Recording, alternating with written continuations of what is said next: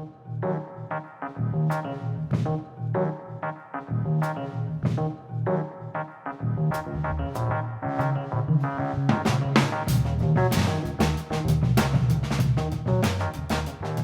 everyone, and welcome to Carpet City Cinema, a Gila Films podcast. I'm David Weaver. Thanks for joining us after I had to take another week off last week, just really busy stuff going on. But we are back with some really incredible news because we talked to Jay Leonard, producer of The Last Frankenstein, director of many a feature of his own. We talked to him a couple weeks ago about his latest film, Break Glass. And one of the things we mentioned on that podcast, that he was running a crowdfunding campaign over at Indiegogo to raise funds to send his producer, Sean Barnes, and leading man, Ricky DeRosa, out to California so they could in person attend the NoHo Cinefest, which of course is a great opportunity, being a Hollywood festival, for the film to get some extra eyes on it, and a great opportunity for those team members to market the film and promote it. The goal of that campaign was $1,500, and I don't believe they had met the goal as of that recording we did with Jay, but happy to say that they are past the goal now. They've raised $1,637, 109% fulfilled. So that's really great to hear, great for their film, great for their whole team. The campaign still has 11 days left, and be assured that if you haven't given yet and you're interested to do so, you still can, because any funds above and beyond their initial goal are just going to go right back into the movie, because obviously to continue its festival run requires some more submissions, more festival entry fees.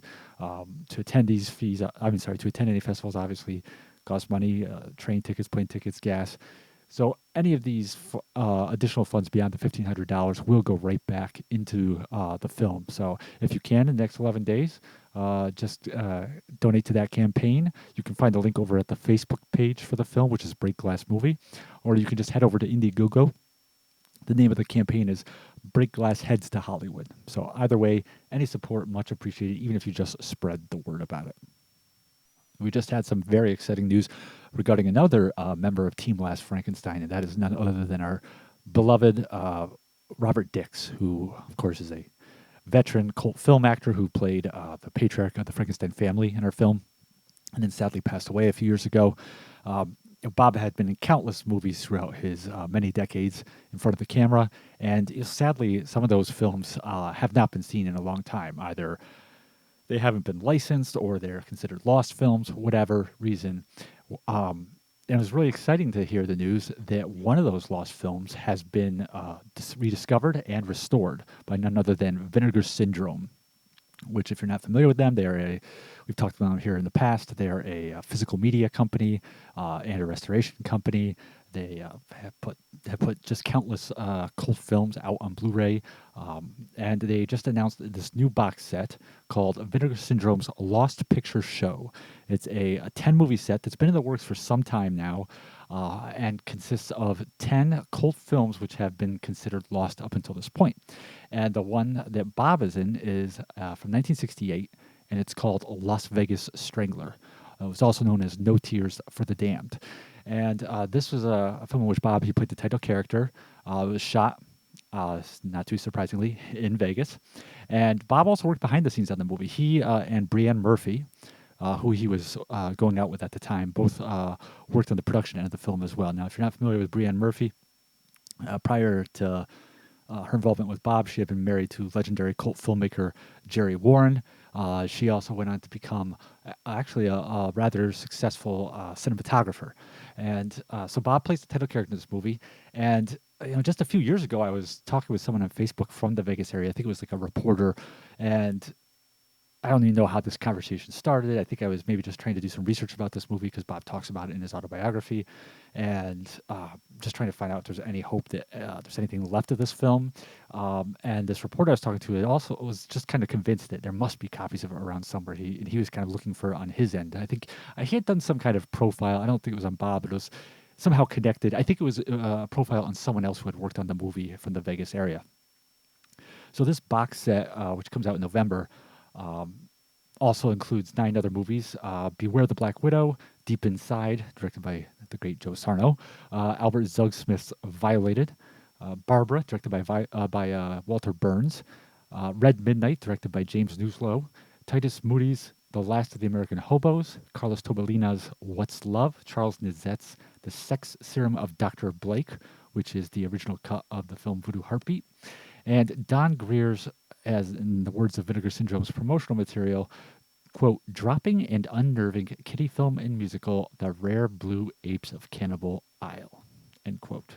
And this box set will also include a feature-length documentary by Elijah Drenner called Against the Grain, which, quote, examines how the genre film-focused home video companies have taken the charge in preserving, restoring, and releasing so many works which otherwise might have been lost to time, end quote.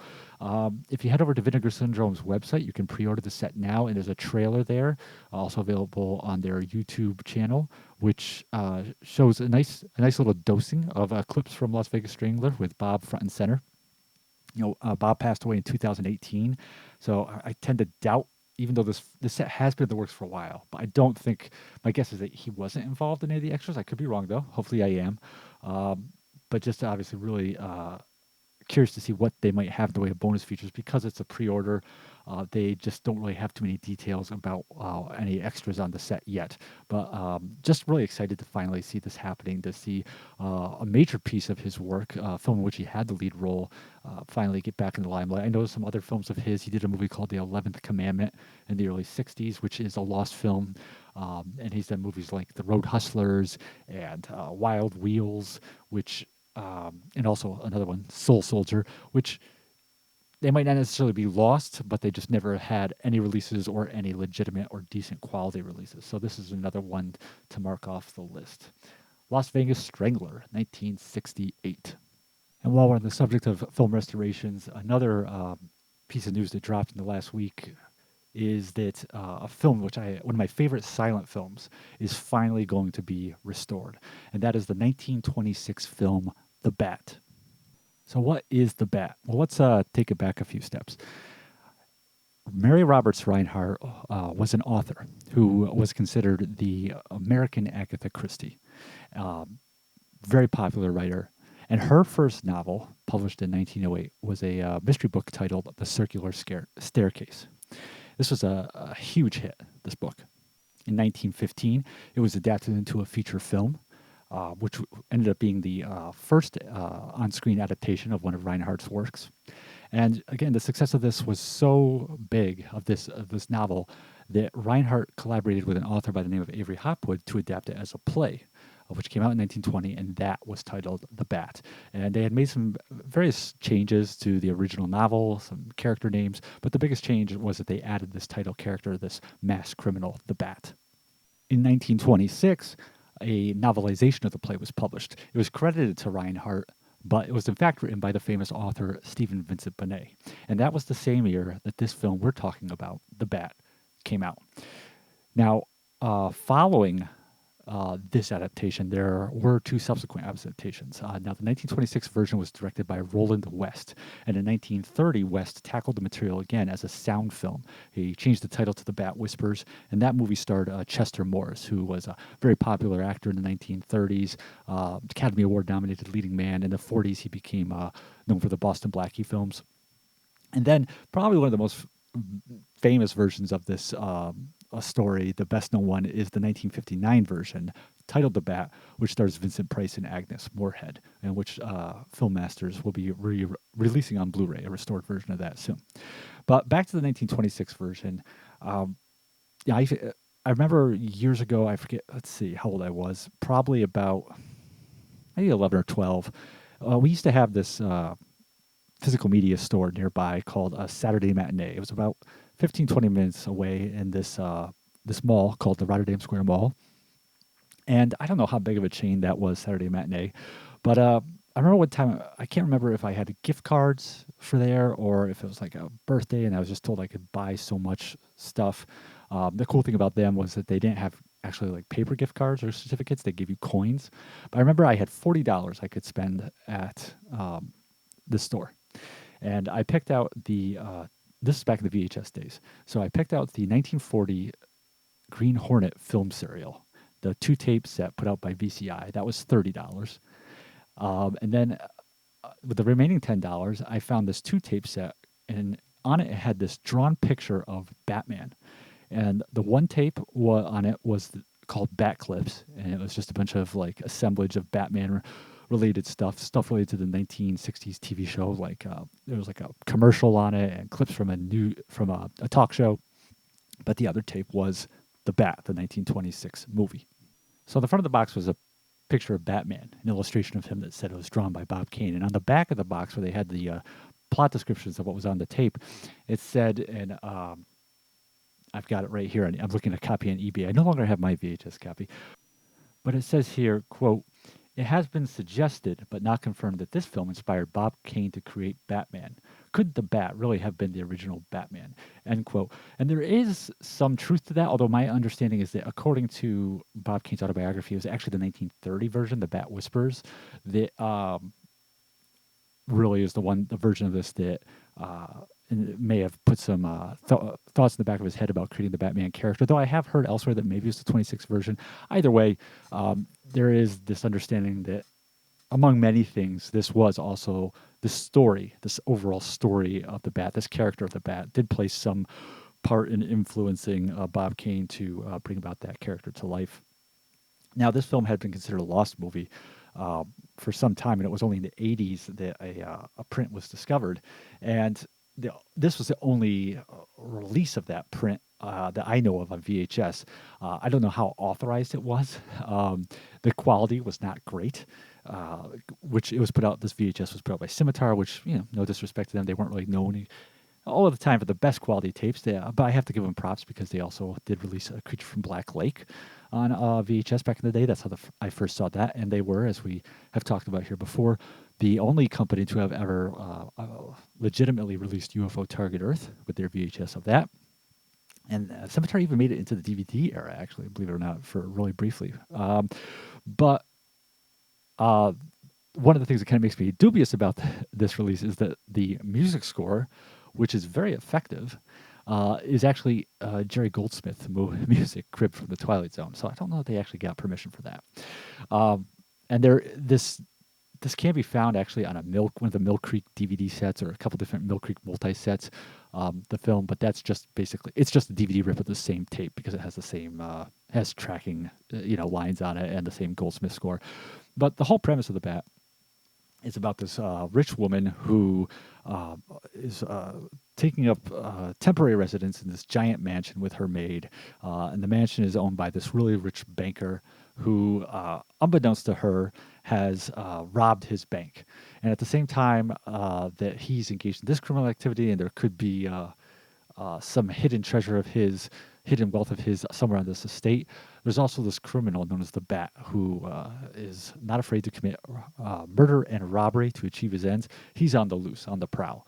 And it's just like a really classic, old dark house kind of storyline where all these characters, like her niece, this rich woman's niece, and the niece's boyfriend, who's been falsely accused of robbing the bank that the wealthy banker actually robbed, and a detective, and there's a butler, and all these people kind of just converge on this location as the Bat is out and about, and we don't know his true identity because he's wearing this mask, which I love. I love the mask, and I love the whole get-up they give him with like a trench coat. It's just great, like Art Deco, and that's, the thing about silent movies I look at like any other type of film in terms of period, genre, nationality, anything. There's good ones, there's bad ones, or maybe I shouldn't say bad ones I don't like. The Bat, though, is by far one of my favorite silent films. It's incredibly stylish. It takes, that basic premise, people assembled in a dark and scary place where some of them are getting murdered and there's evil about. And that's something you can kind of just walk through the paces on, that kind of storyline. But these people who made this film really amped the style. A big part of that is the production design of this film was done by the legendary William Cameron Menzies, who's arguably one of the most famous, if not the most famous, production designers of his time period.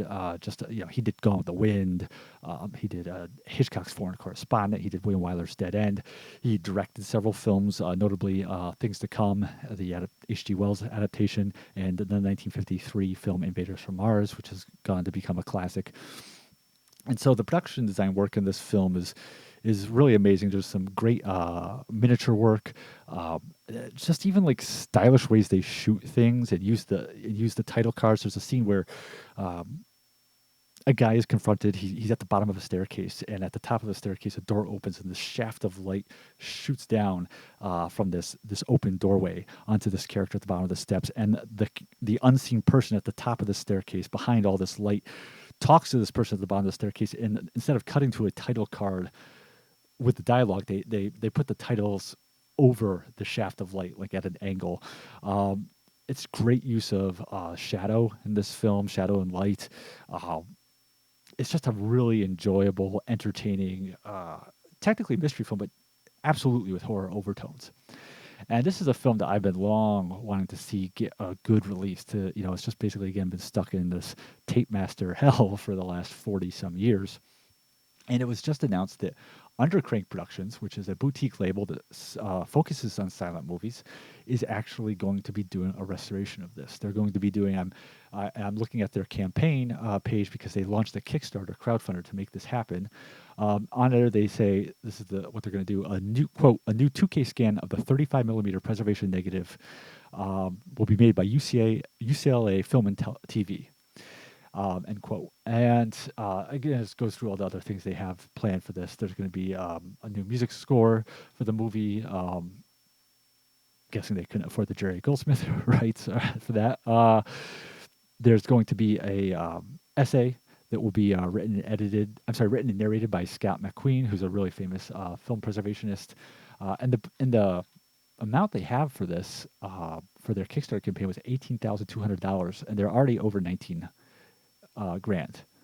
And they've got 9 days to go. But I encourage you to jump on this, even though they've met their goal, just because if you give at the $26 level, then you can get a Blu-ray copy of this movie. Plus, you'll have to pay for the shipping, which maybe it'll be available cheaper at some point than that. But I don't know. I feel like, if you end up paying like $30, $31 and you're not only getting a physical copy, but also playing a part in getting it restored, and they'll put your name on the credits, the restoration credits. I think that's a really good deal. So you got 9 days left for this, but I just cannot wait until finally able to see this get the proper due. And like you said, if you're a horror fan, you would definitely be interested in this film.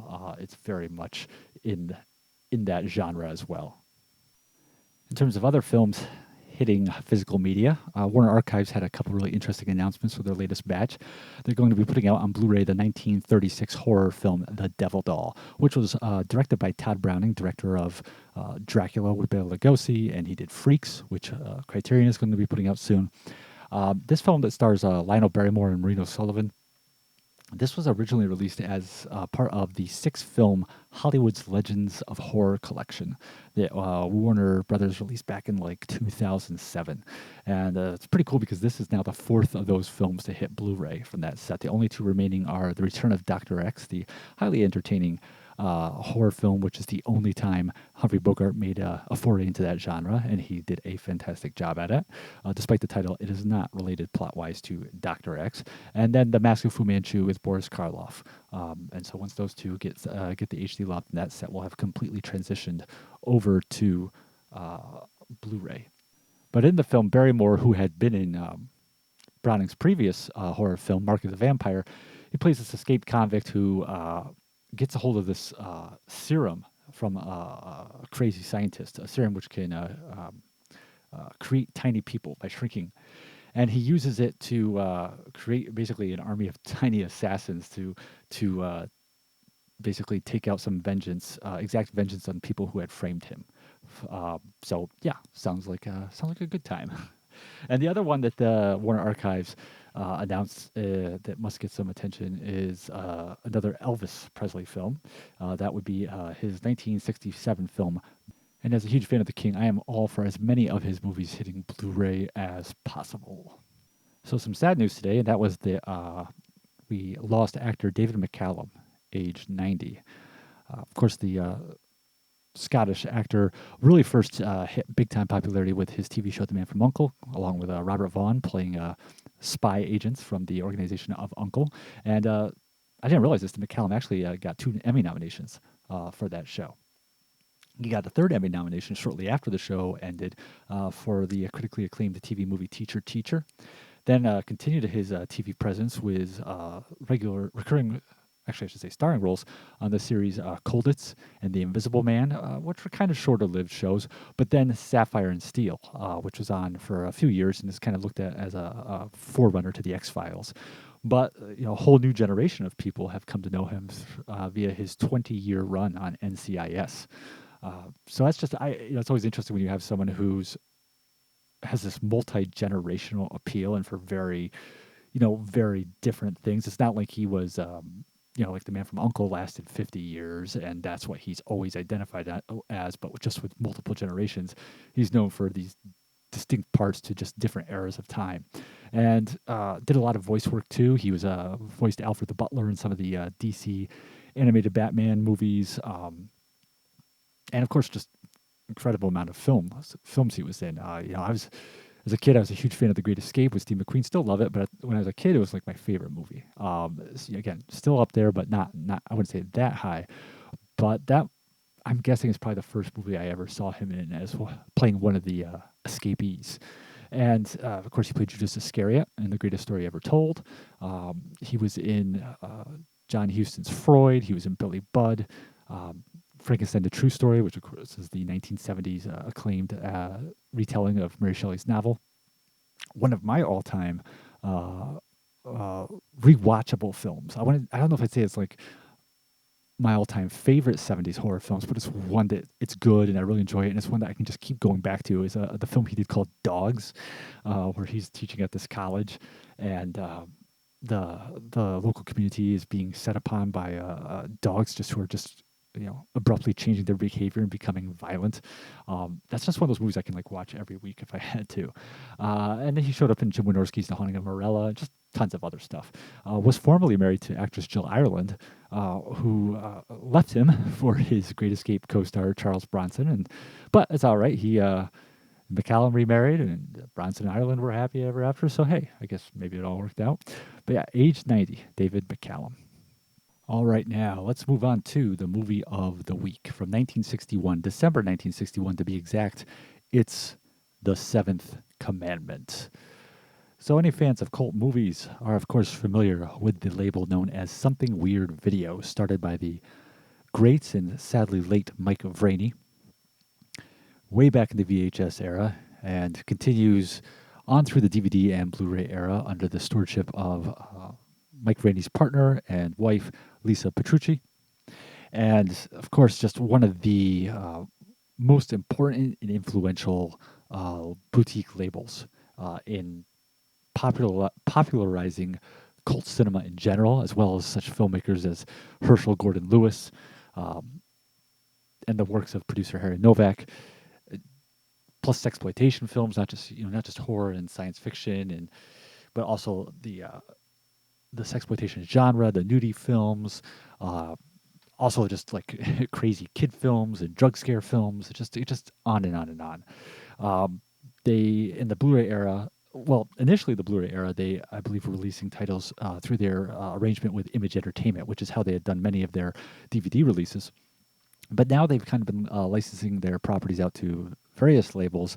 One of the main ones being AGFA, the American Genre Film Archive, which is a partner label of Vinegar Syndrome, and they've just incredible work they've been doing in that collaboration. I've picked up, I think, every single one they've put out together. Just some amazing titles, and back in the day of the DVDs, with released through Image Entertainment, they put out this 6-movie set that was titled Weird Noir. And it consisted of 6 films from the 1950s and 60s, lower budgeted films, like so many of the SWV product, with a film noir bent. Now, one of these movies, Stark Fear, with Beverly Garland and Kenneth Tobey, I had watched that by way of a different DVD release and enjoyed it. And that's kind of how I think, digging into that, that's kind of how I became aware of this other release, this more comprehensive release. And it had been out of print for some time by the time I really kind of came on the scene and became aware of it. And it took me a while to track down a copy. And after acquiring it, I probably in the last yearish, I watched another film on the set called Fear No More, which is really good. And finally made my way to last night's movie, The Seventh Commandment.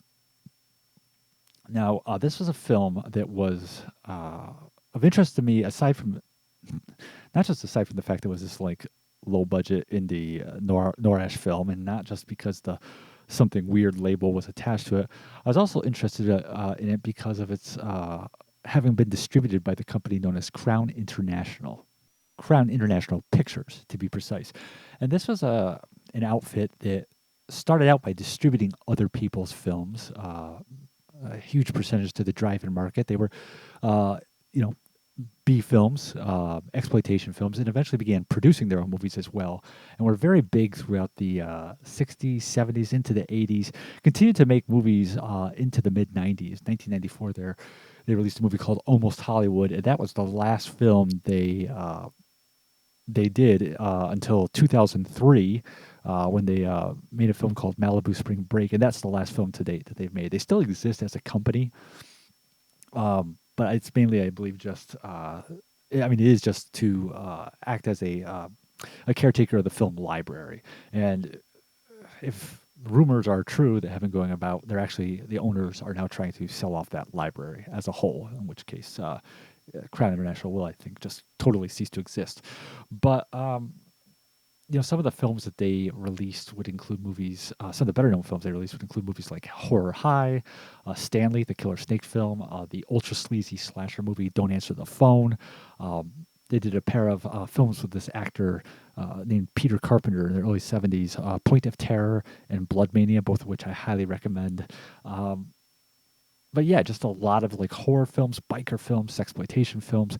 I love their product though. I absolutely love their films. There's a consistent quality to them, a consistent ambience to them, which is there even across the decades, even whether they're black and white films from the 60s that they did, or some of their stuff in the 70s, whether the horror, the sexploitation, whether it's in-house product or stuff they picked up. And I was thinking about saying, like, what is it that I like about them that's that consistent through line? I think it has to do with the fact that they are low budget films. Absolutely, there's no getting around that. But by virtue of being low budget, they have this rawness to them, this energy, and also the benefit of, because they're so low budget, they're often being filmed on locations. Yet at the same time that they share all those characteristics, they also have a certain professionalism to them. Again, they are definitely ultra low budget movies, but they still retain this certain sense of identity as like studio product. It's like basically as they produce their own in-house product, even though they weren't necessarily a studio in the sense that you think of like as MGM or Universal, somebody like that. They were still bringing this consistency to the work they created, and also through their discretionary choosing of other films to pick up. It's like they were picking out titles that just kind of fit into that same vibe. Now, this might be kind of stating the obvious. Some people might be saying, of course, a studio, a company, a distributor is going to have, a certain identity to their product. We know about the identity of Warner Brothers films in the 30s and MGM throughout the 40s and Universal horror movies in the 50s. Or even if you look at somebody on a lower budget tier, American International Pictures. But I guess with Crown International, there's just this kind of raw, lived-in feeling to their films, partly from shooting. It's kind of almost like maybe the combination of shooting on locations by virtue of being low budget, but then like intercutting on location stuff with like very obvious set work. I don't know. It's just that visual aesthetic that they bring to their films that speaks to me. They also, their color films make really nice use of their palettes. There's also a certain sense of negativity, of nihilism to a lot of their films, and like the endings, downbeat conclusions to their movies, which is interesting. It's like they're operating at half the budget, if even that, of an American International Pictures movie at the time, but they're kind of like trying to compensate for that with a screw this straight from the gutter mentality, which I love.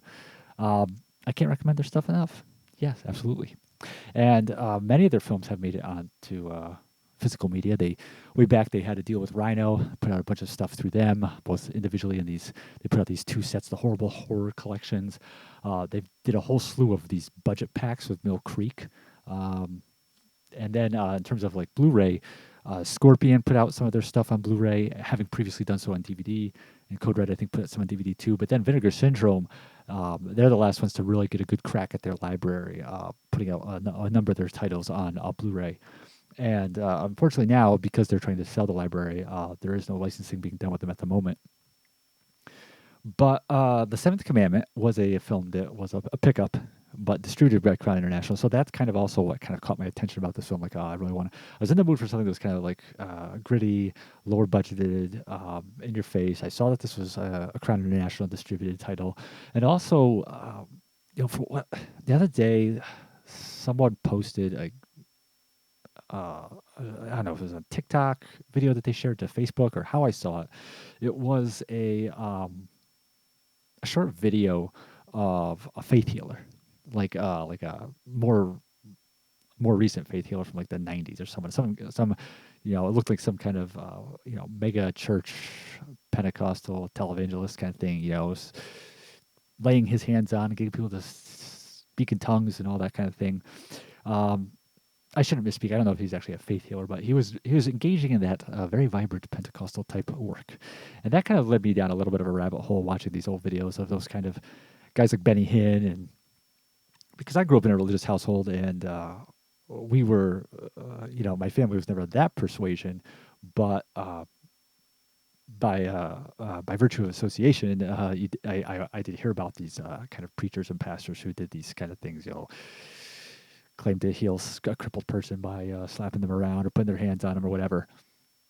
And the fact that the Seventh Commandment, what I had read about it, did indicate a connection to that kind of topic, that kind of subject matter, also kind of intrigued me. So there it was. I decided time to pop out this guy and let's go with it.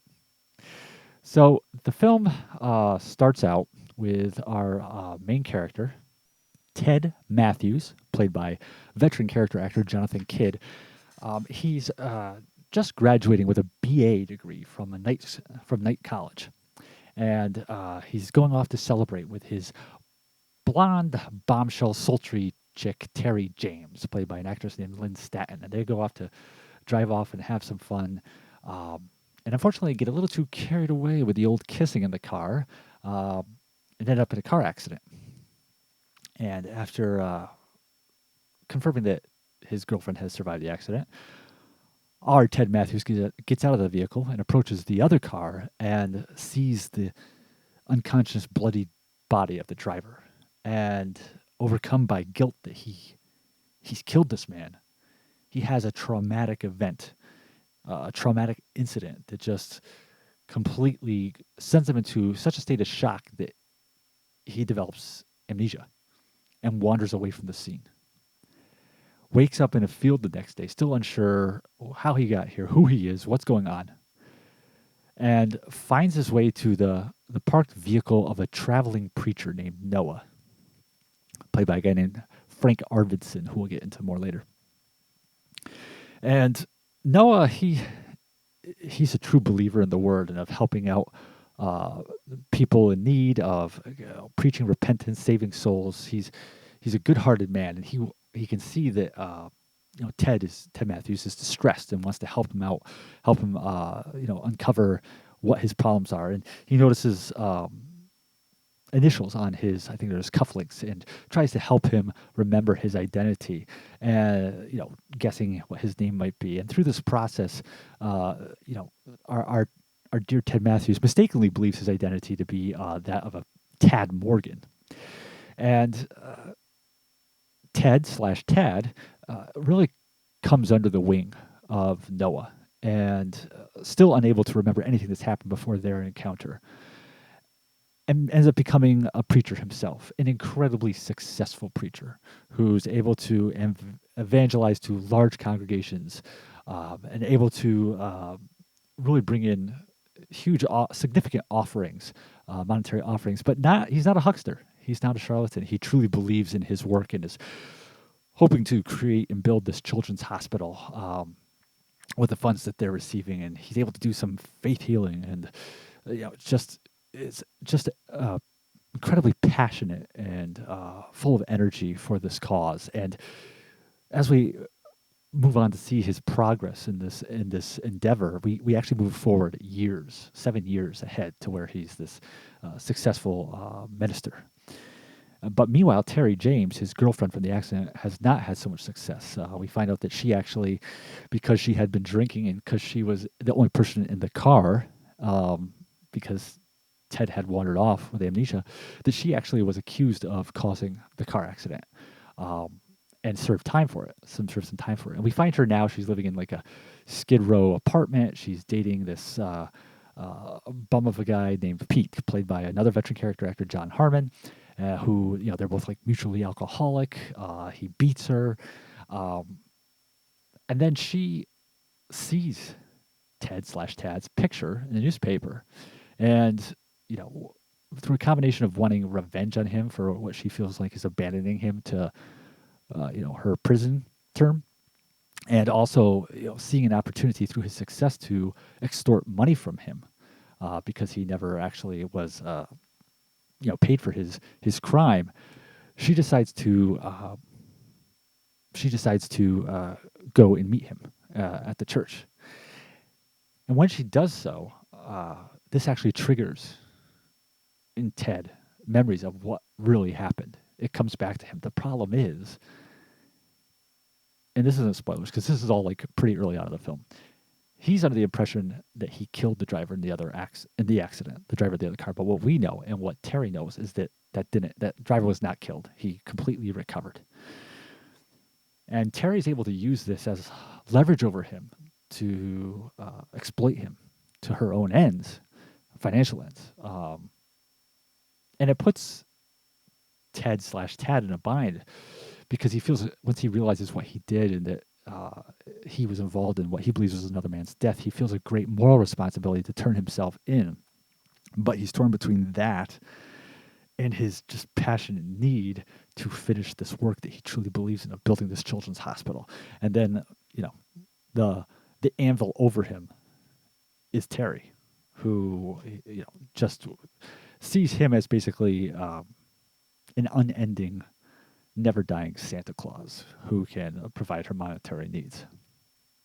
And that's the setup of the film. I don't want to I won't get too much more into that beyond that. What I will say is that this is a film. There's definitely good things about this film, good things to say about this film, and things about it that for me were problematic.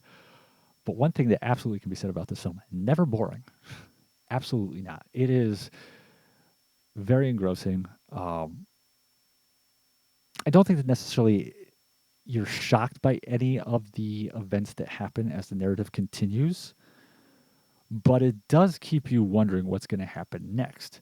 It's constantly twists and turns as the situation, just kind of like the complexity of the situation, compounds itself as Terry starts tightening the screws to Ted/Tad, as her desire to get closer to him, to exploit him, begins to arouse jealousy and more violent behavior in her boyfriend, Pete.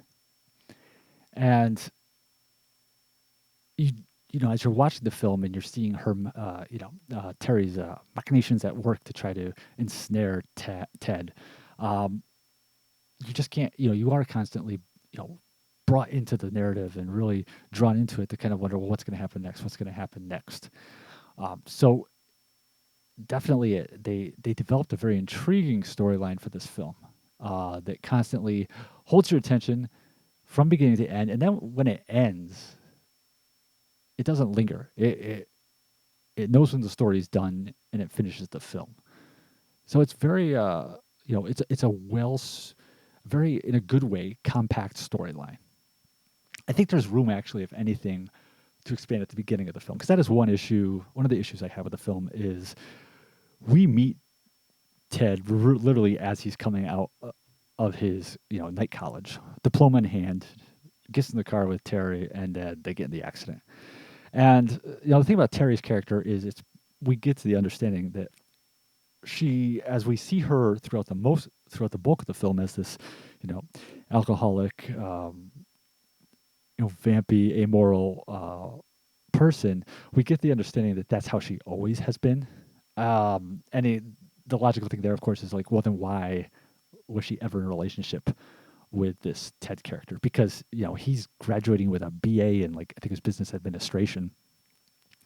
And I can understand his point of view. He's very, he even says it. He's very much physically attracted to her, but there doesn't seem to be any reason really for her to, based on what we see in her relationship with Pete. Why was she attracted to this guy? What was the draw there? Maybe it's not. He's not presented as someone of great wealth or success. He's not presented as this kind of, like, he likes to have a good time, but it's not like he's presented as like the kind of party binge go on a bender kind of guy that her subsequent boyfriend is, or that you would expect her to be around. So I think that that's a place where there was an error committed. Was that they basically set it up as this relationship between these two characters who really don't look like they would have ever been in a relationship in the first place. I think actually, I think an interesting way to have dealt with that without really even adding to the runtime substantially the film would have been if they basically, didn't make Terry as having always been this kind of like party girl, good time party girl. If they had maybe, really injected into the storyline the idea that her going to prison is really what kind of brought her to where she is as we meet her. Maybe that was their intention for that to be the way it came across, but it doesn't really. It really comes across like she's always been the bad girl, essentially. And you're really kind of left to wonder how they ever ended up together, these two people. But the exploration of her relationship with Pete is pretty fascinating. I mean, he's really, really slaps her around quite a bit in the film, but it's also portrayed not in the kind of like two-dimensional, like, he doesn't like something she did. She, slaps her, smacks her upside the head, tells her not to, don't ever do that again, kind of thing. Like, it goes beyond him just hitting her to like then them making up and showing like that dependency that they have with each other. She feels a need to have him in her life and vice versa, which I found is kind of a more realistic depiction of abusive relationships.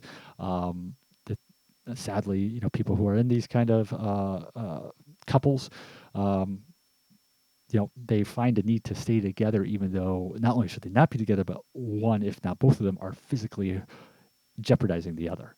And again, I get that kind of speaks to what I was saying before about Crown International, is like the nihilism of their work. And again, this is a pickup. This wasn't in something they produced.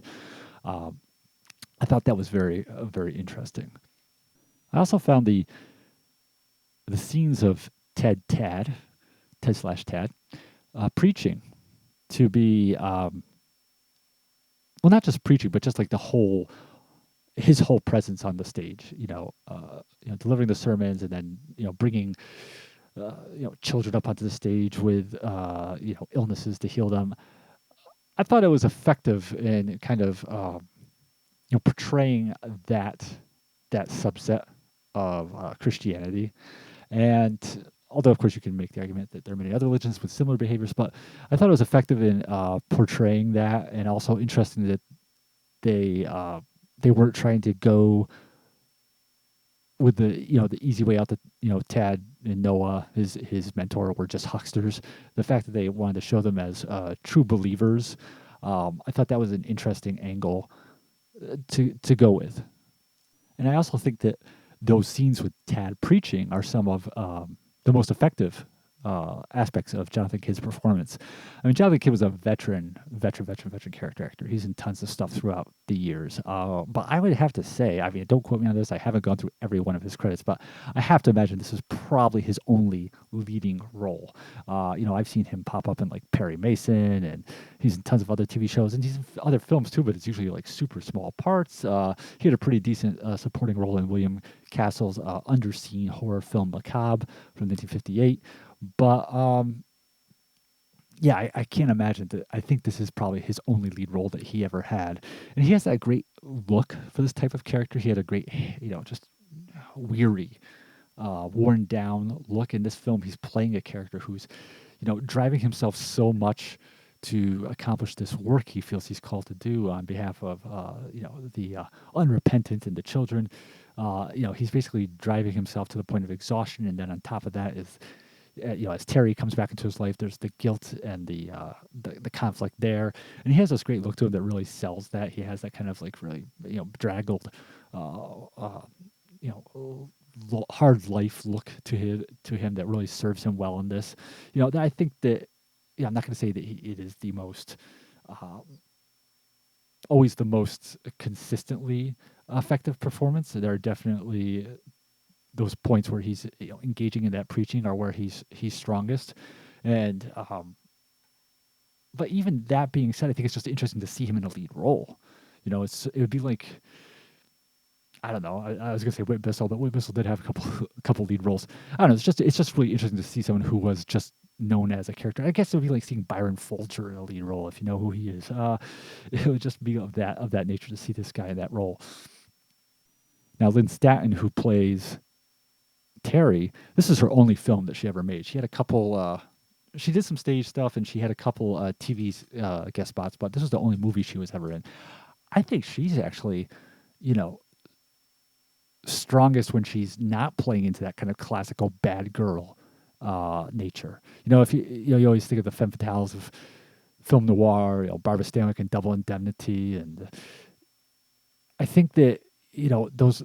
I think those moments in the Seventh Commandment where she's trying to lean into that kind of characterization are probably the weaker parts. Just because I think that her character, the thing that's interesting about her character is that she is so Skid Row, that she is such a character on hard times. Again, like I said, she's an alcoholic, basically a heavy drinker. Lives in this like dive apartment, which is made all the more divey by the fact that it's shot on a really cheap set.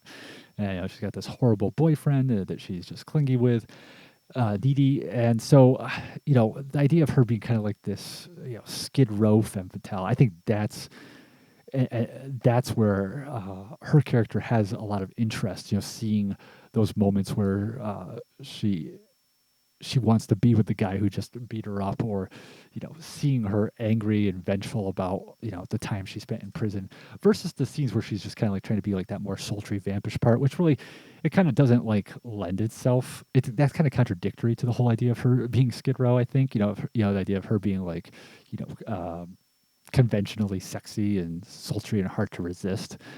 So I think those moments where she's kind of getting into the more complex and nuanced aspects of her character, I think that's where her performance is more effective. Definitely, though, like not someone who you don't watch this performance and think, oh man, I know why she only made one movie. No, she definitely had more to offer in her career. And I don't know why. I'd be curious to know what happened there with that. Now, in terms of the other actresses, before we go into them, talk a little bit about the people who made this film. The director was a guy by the name of Irvin Berwick, who he had done a lot of work throughout the 40s and 50s, a lot of it at Universal, as a dialogue coach, dialogue director. And he had worked on like Audie Murphy westerns and the horror movie The Strange Door, and also another one, The Thing That Couldn't Die. I mean, he was in the Charlton Heston film The Private War of Major Benson. Just lots of movies that he worked on as a dialogue coach. And he had made his directorial debut with a horror film called The Monster of Piedras Blancas, which came out in 1959. And that was made by a production company that he formed with a guy by the name of Jack Cavan. Hopefully I'm pronouncing that right. Who was his background was he was a makeup effects artist. He had worked on Creature from the Black Lagoon, and also had been at Universal. And they produced that film with their company Van Wyck Productions, with Berwick directing the movie.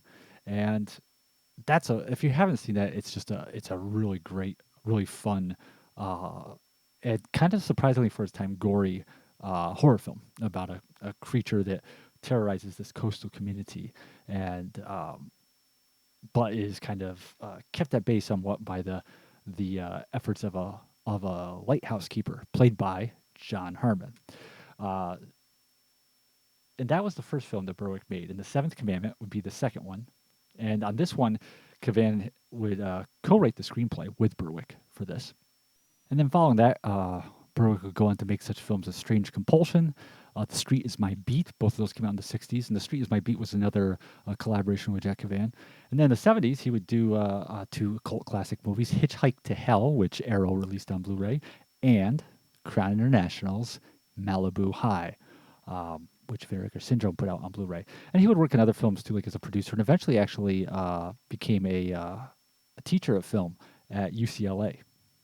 Now, I will fully confess that this is only the second of his works I've seen, Piedras Blancas being the other, and I'm very intrigued to watch his other movies now. I have actually sitting in my to-watch pile Malibu High and Hitchhike to Hell, and I guess actually I found out that Something Weird Video released Strange Compulsion on DVD-R, so I want to pick that up too. But I think just off Piedras Blancas and The Seventh Commandment, you know, what those both have in common is, again, kind of going and speaking to some of the things that Crown International had so appealing, is that certain sense of energy and rawness. I mean, one of the, again, like I mentioned, Piedras Blancas is kind of a little more gory than most films at that time, but that's kind of one of the things that really stands out about it. It has a pretty strikingly designed monster in the movie, a pretty effectively designed monster, and it has really good use of locations, filming on location. And likewise, The Seventh Commandment, although there is definitely some set work with like Terry's apartment, also makes some nice use of some location filming as well. And some of that kind of goes hand in hand with being so low budget, working as such an independent filmmaker that you're going to kind of be renting some cheap studio space when you have to, and then filming on sites. But that's the thing that can really not be done effectively in the wrong hands. And although his work on sets is not as assured, you can definitely kind of sense that Berwick feels more at home shooting on locations. That just the shots are more stylish, and the compositions are better designed as opposed to the scenes in The Seventh Commandment where they're in the sets, where it's much more just shoots dead on to the set. Still, it's just interesting to see him, what he can bring out of a scene that's shot on location, and the kind of, like I said, the energy. Like Piedras Blancas has a lot of vitality to it. It's a very energetic horror film. And likewise, The Seventh Commandment, like I said, it has its own energy that kind of continually engrosses you in the plot line. That's where a lot of its kind of power comes from, is constantly making you wonder what's going to happen next, despite the fact that even what happened, it's not that you necessarily know what's going to happen next, but there's so many options, and it's not necessarily the option they choose is a big surprise, but at the same time, it keeps you guessing, it keeps you wondering. Now, we spoke earlier, again, John Harmon, veteran character actor. He plays, in The Seventh Commandment, he plays Pete, the abusive boyfriend. In The Monster of Piedras Blancas, he had played the lighthouse keeper. He ended up being collaborating numerous times in Irvin Berwick's films. But if you see his face, you know him from just so many things over the years. He was one of the regular actors on Perry Mason to play like, criminal experts, like forensic police officers who would be called to testify. He showed up in a couple Star Trek episodes. Very recognizable face, just a really reliable character actor. And I guess in real life was the godson of Irvin Berwick's son, Wayne Berwick. Now, Wayne pops up in Piedras Blancas.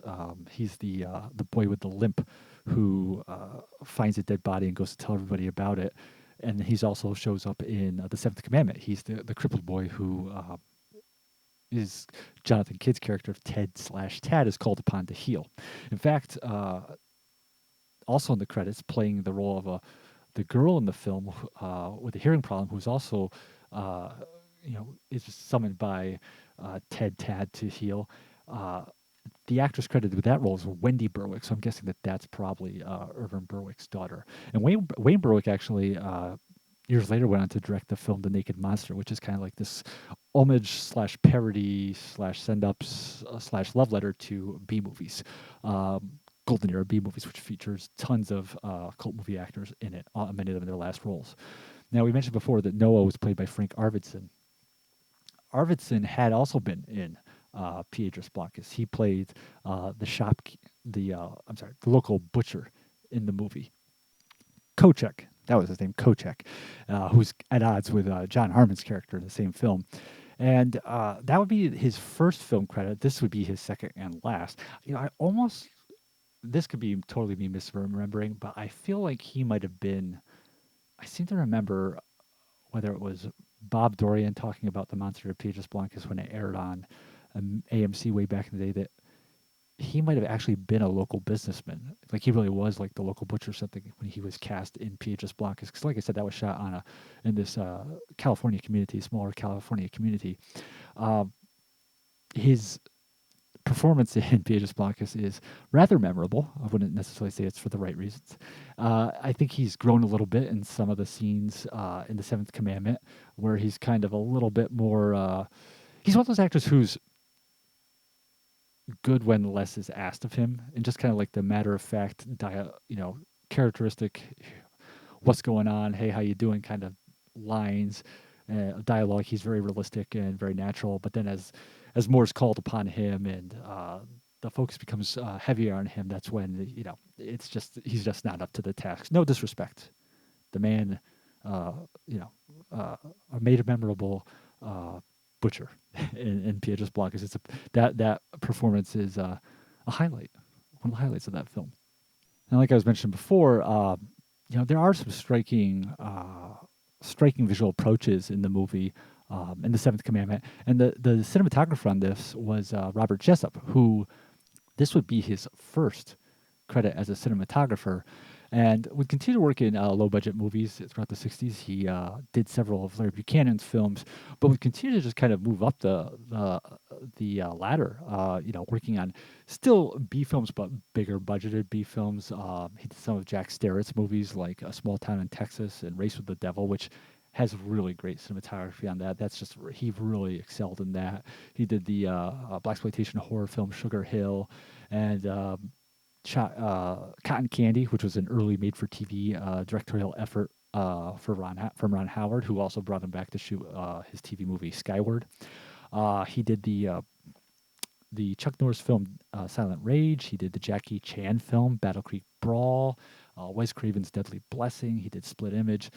Very, very talented cinematographer. Now, the thing about trying to judge the look of this film is that it's not like something where video had the greatest necessarily had the greatest elements to work with. I don't know if they even had film elements for this movie.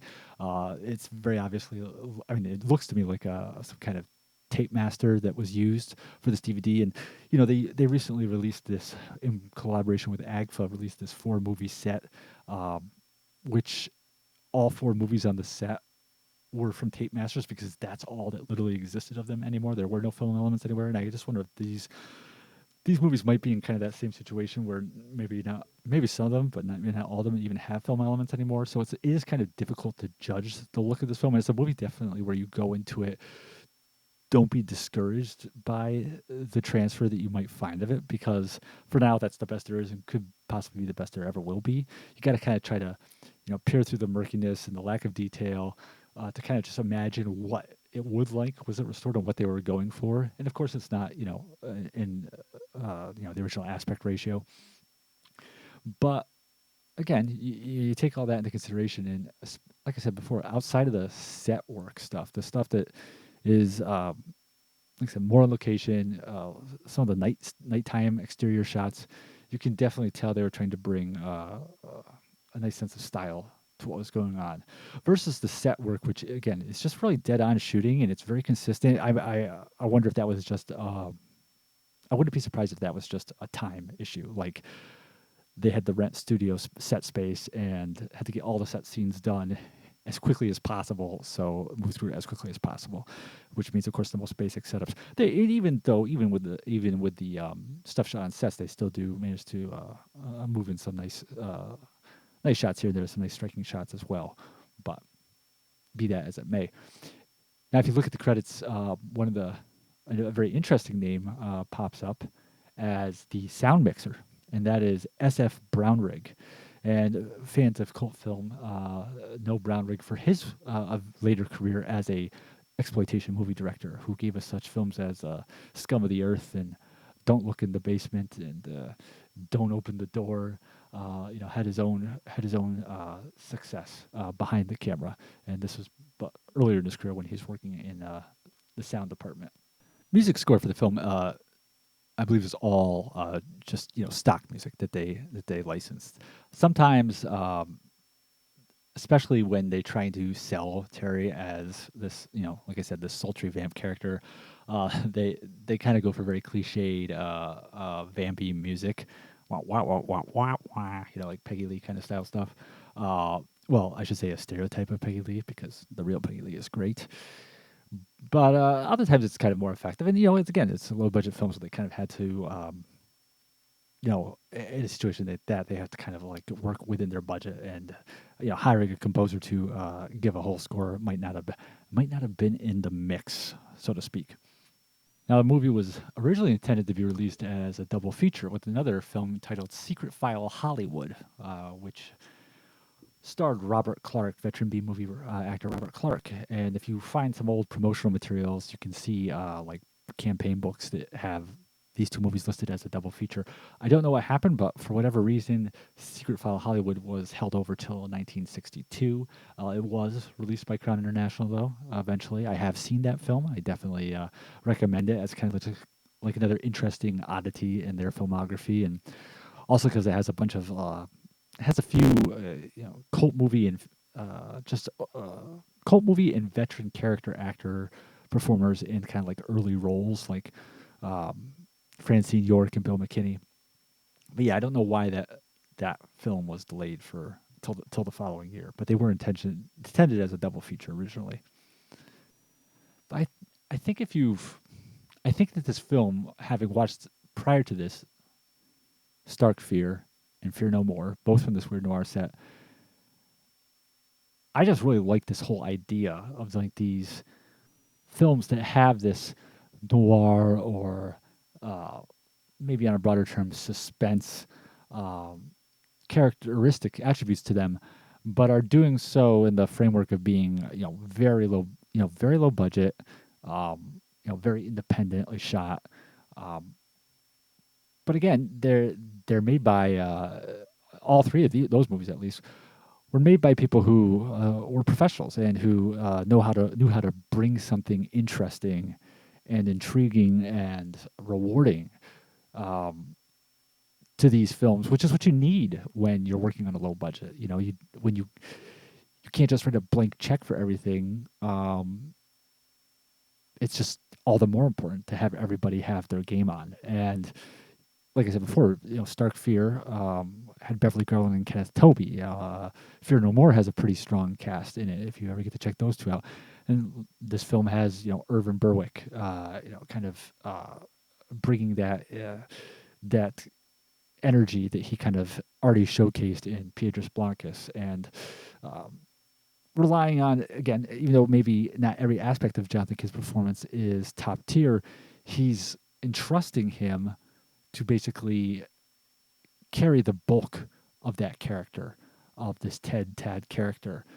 And being a veteran character actor, with this rare opportunity to be a leading man, Kidd does not let the film down, even if maybe not every aspect of his performance is where you want it to be every moment.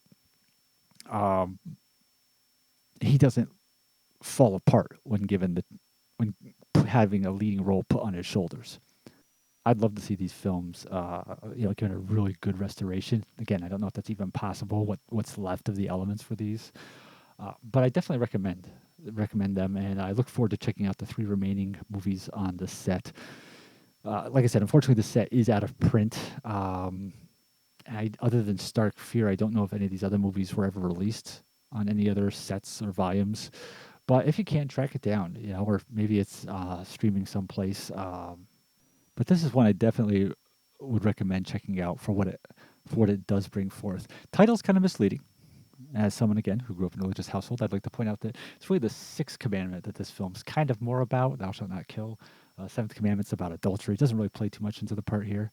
I'll also and also, we can't really ignore, like, I should take a moment to discuss the kind of like the proverbial elephant in the room, and that's kind of like the setup of the film.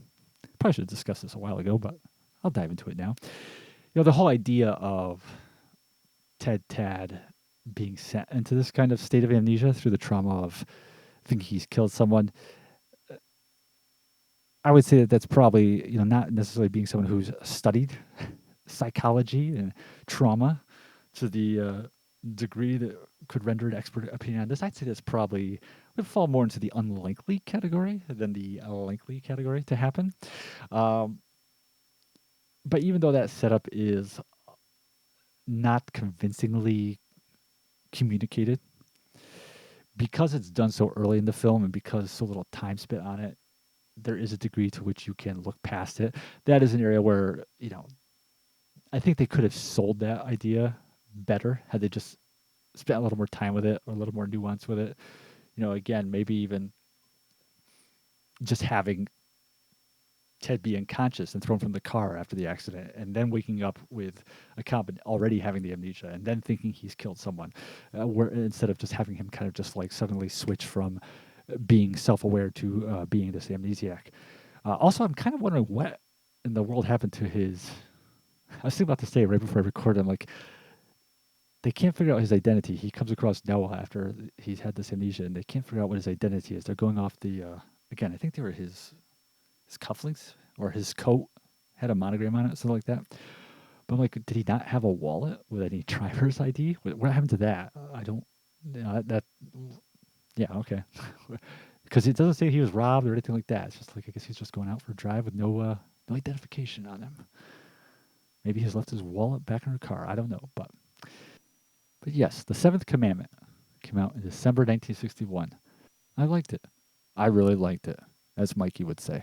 Well, that will do it for this week's episode of Carpet City Cinema. Thank you again for tuning in, and please continue to show us your love by giving us reviews, positive reviews, preferably, on whatever platform you're listening to us on, and continuing to spread the word about our production. And notwithstanding any craziness in the schedule, we plan to be back next week as we dive into the month of October and talk about Octoberthon and what that is. All right, everybody, take care, and we will talk to you next week.